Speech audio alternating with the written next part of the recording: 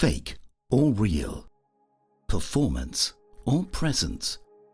Mask or magnetism? We live in a world that celebrates performance.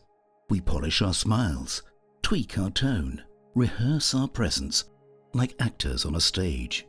But the irony, the most magnetic people, the ones who actually light up a room, aren't performing at all.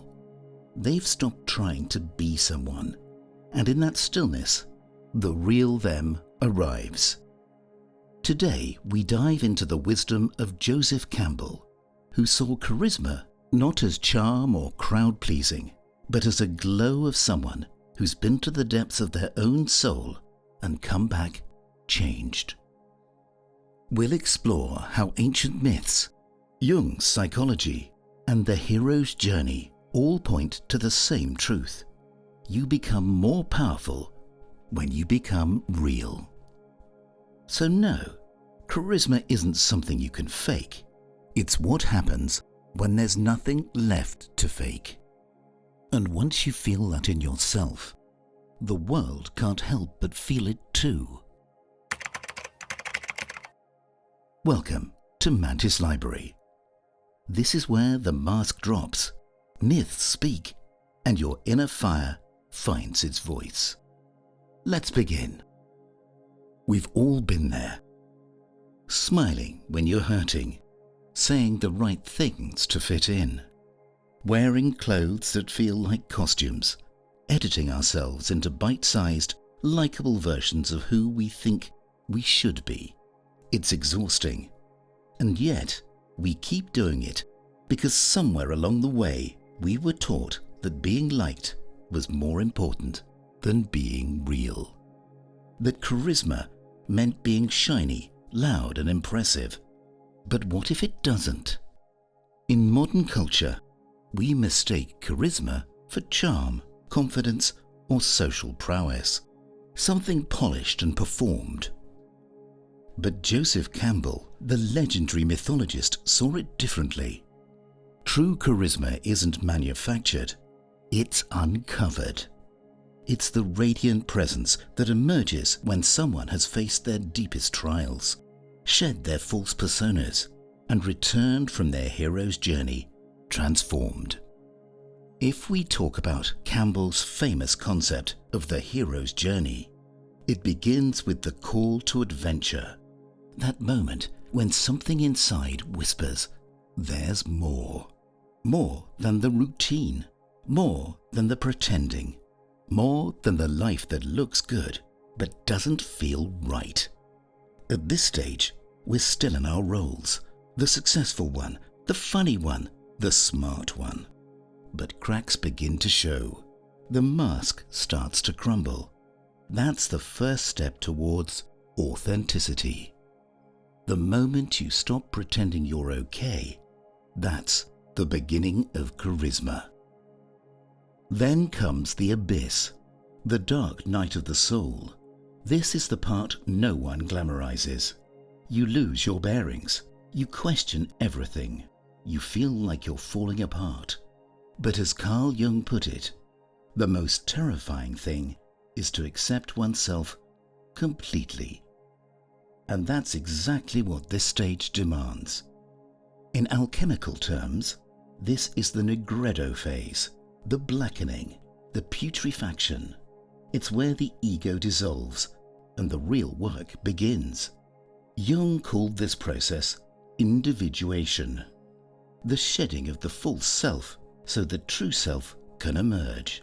And it's brutal. But it's also where the magic happens. Joseph Campbell once said, "It is by going down into the abyss that we recover the treasures of life. Where you stumble, there lies your treasure."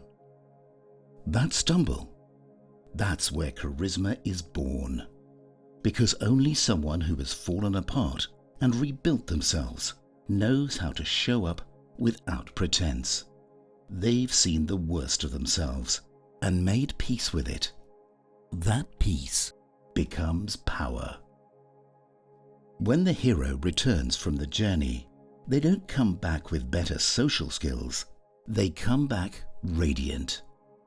There's a groundedness in them that wasn't there before. They're no longer trying to be someone. They just are. Campbell calls this the radiant center, the core that shines through when all the noise is stripped away. Think about Odysseus. After years of war and wandering, he returns not with boastful tales, but with the quiet weight of someone who has truly lived. That quiet carries more charisma than any flashy performance ever could. This is why true charisma is a byproduct, not a goal. The hero doesn't seek followers. They're not trying to impress. But their transformation magnetizes others, because real recognizes real. People can feel when someone has depth, when someone has suffered and integrated that suffering instead of hiding it. Buddha didn't walk around shouting his wisdom. He just was. There's a story in Exodus where Moses returns from Mount Sinai after encountering the divine. His face is shining, literally glowing. That glow wasn't something he put on. It was something that emerged from within after a direct encounter with truth. That's the essence of mythic charisma. But here's where our culture gets it twisted. We've come to believe that charisma is loud, that it's extroverted, confident, even cocky. We look at politicians, influencers, salespeople, people trained to perform, and call that charisma. But that's just noise. It's not magnetism. Joseph Campbell's version of charisma is something else entirely. It's the quiet power of someone who knows who they are. Someone who doesn't need to fill the silence, because they're not afraid of it. Someone who doesn't need to dominate a room, because they're already centered within themselves. This is why performing ultimately fails. You can rehearse the lines, polish the image, read all the self-help books, but if you haven't faced your own abyss, it will always feel hollow. Social media has made it worse. We're all curating highlight reels, trying to look more together than we feel. But people can sense it. There's a fatigue that comes from being around someone who's always on. Campbell said, "The privilege of a lifetime is being who you are." That quote hits differently when you realize how rare it is to meet someone who's truly themselves, who isn't performing, who doesn't flinch at their own flaws. That kind of presence is magnetic. It's not a trick. It's not a tactic. It's just truth. And people crave it. Think about artists like Bob Dylan. His voice wasn't traditionally beautiful. He didn't follow the rules, but he had presence. He had truth, and that made him unforgettable.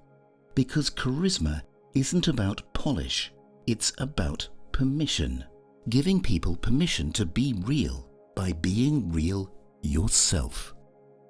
And when you do that, when you stop running from the parts of yourself that scare you, something weirdly magical happens. You don't just feel lighter, you feel solid, like you're finally standing on something real. And that's where presence comes from. It's not about energy or charm or volume. It's about being fully in your own skin. That's why people with real presence can walk into a room and change the temperature without saying a word. They've stopped performing. They're just there. This is what ancient alchemists were trying to teach us all along. Sure, they talked about turning lead into gold, but that was a metaphor. The real work wasn't about metals. It was about the self, turning your pain, your confusion, your lead into wisdom, into gold. But here's the catch. Just like with metal, You can't purify anything without fire. You have to burn through the lies, the masks, the stories you've been telling yourself. The alchemists called this calcinatio, the burning away of impurities. Joseph Campbell would have called it the descent into the abyss, and the result? That shining core that's been buried under layers of fear and expectation. That's what people feel when they say someone has charisma. They're feeling that inner gold. And here's the most practical part. You don't need to go on a literal quest to find this. You don't need to climb a mountain or spend a year meditating in the woods. The hero's journey doesn't have to be dramatic. Sometimes the call to adventure is just admitting you're not happy, or finally having a tough conversation, or quitting the job that drains you. And the abyss, that might be therapy, or heartbreak, or sitting alone in your apartment wondering what the hell you're doing with your life. All of that counts, and all of that is part of the fire. And every time you walk through one of those fires, you come out a little clearer, a little stronger. You shed another mask. You stop pretending quite as much, and people feel that. They may not exactly know what's changed, but they'll say things like, "You seem different lately," or "There's something about you." That's the glow. That's the mythic charisma. The philosopher Alan Watts once said, "Trying to define yourself is like trying to bite your own teeth. You can't do it from the outside in. You don't construct a magnetic presence. You uncover it. You stop trying to be someone and let yourself be. That's why presence is so powerful. It's rare because most people are trapped in a performance they don't even realize they're doing. But the ones who stop, those are the ones we remember. Charisma at its core is not about dominating a room. It's about being deeply, unshakably connected to yourself. It's about standing in your own truth, no matter who's watching.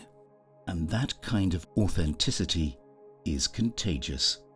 It gives other people permission to drop the act too. That's what makes it so powerful. It doesn't just draw people in, it wakes them up. So if you've ever felt like you weren't charismatic enough, like you had to fake it to be taken seriously, maybe try this instead. Don't fake anything. Don't add anything. Just be curious about who you really are. Start by noticing when you're performing, when you're trying to impress, and gently, without judgment, pull back.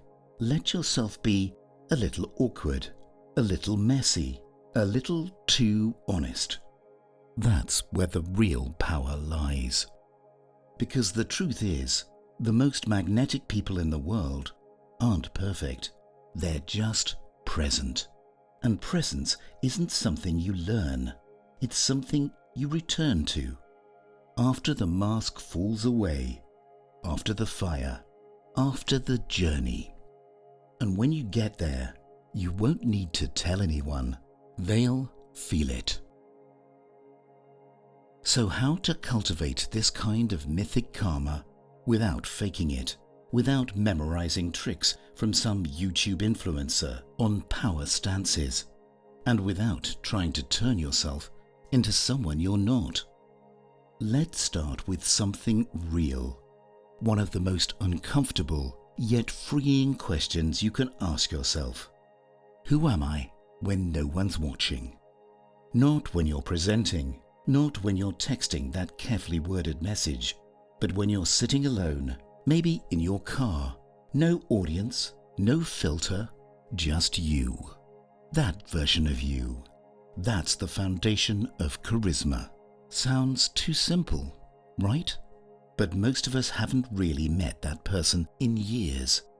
We're so used to performing, being the dependable friend, the smart student, the chill co-worker, that when it's just us, we don't know what to do with the silence.